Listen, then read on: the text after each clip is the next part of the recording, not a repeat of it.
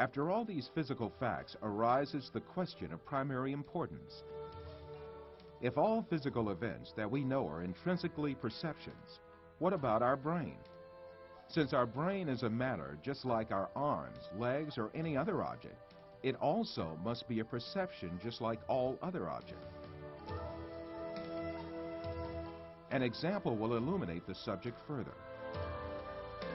Let us think that we extend the nerves reaching our brain and put it outside our head, where we can see it with our eyes. In this case, we would be able to see also our brain and touch it with our fingers.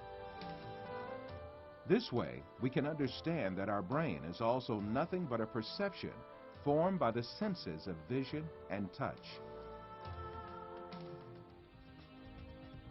Then, what is the will that sees, hears, and perceives all other senses if it is not the brain?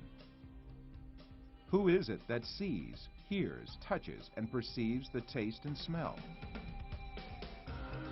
Who is this being that thinks, reasons, has feelings, and moreover that says, I am me? One of the important thinkers of our age, Karl Popper, also poses the same question.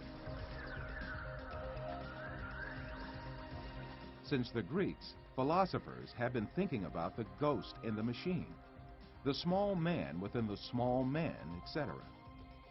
Where is I, the person who uses his brain? Who is it that realizes the act of knowing? As St. Francis of Assisi said, what we search for is the one that sees. In fact, this metaphysical being that uses the brain, that sees and feels, is the soul. What we call the material world is the aggregate of perceptions viewed and felt by this soul. Just as the bodies we possess and the material world we see in our dreams have no physical realities, even if we start with the presupposition that matter is real, the laws of physics, chemistry, and biology all lead us to the fact that matter consists of an illusion and to the inevitable actuality of a metaphysical matter. This is the secret beyond matter. This fact is so definite that it alarms some materialist scientists who think matter to be the absolute being.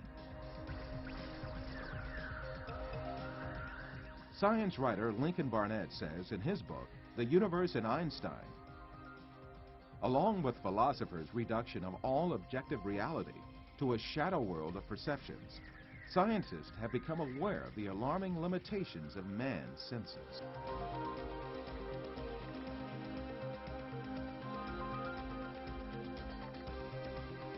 All these facts bring us face to face with a very significant question. If the thing we acknowledge to be the material world is merely comprised of perceptions given to our soul, then what is the source of these perceptions? In answering this question, we must consider the fact that matter does not have a self-governing existence by itself, but is a perception. Therefore, this perception must have been caused by another power, which means that it must have been created.